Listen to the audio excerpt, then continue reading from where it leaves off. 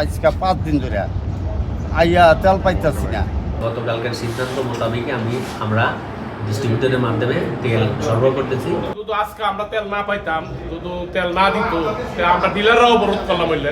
তো আমরা এখানে আজকে জ্বালানি তেল পরিবেশক সমিতির এজেন্সি যারা আছে আমরা সকলেই এখানে আসছি। যদি আজকে আমরা তেল না পাইতাম, যদি তেল না দিত, আমরা ডিলাররাও অবরোধ করলাম বললে। তেল আমরা উত্তোলন যদি না দিত, তাহলে আমরা নিজেরা তেল যাতে না তুলতে পারে আমরা এই ব্যবস্থা করলাম। আজকে 5 দিন ধরে আইয়া তেল পাইতেছি না। আমার নাম হইল, মালিকের নাম হইল হালিম সাহেব, আর আমার নাম হইল লালমনি ড্রাইভার। এজেন্সি হইল MS টাটাস।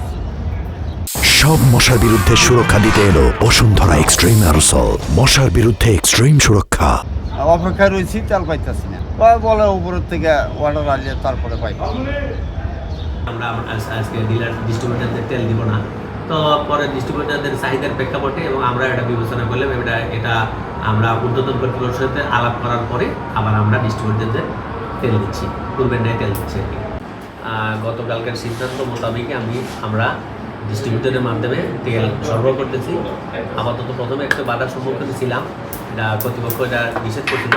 পরবর্তীতে এটা আমরা কর্তৃপক্ষের সাথে কথা বলার পরে তাদের সিদ্ধান্ত মোতাবেক আমরা আবার স্বাভাবিকভাবেই তেল সরবরাহ করতেছি। ইনশাল্লাহ কোনো সমস্যা নেই।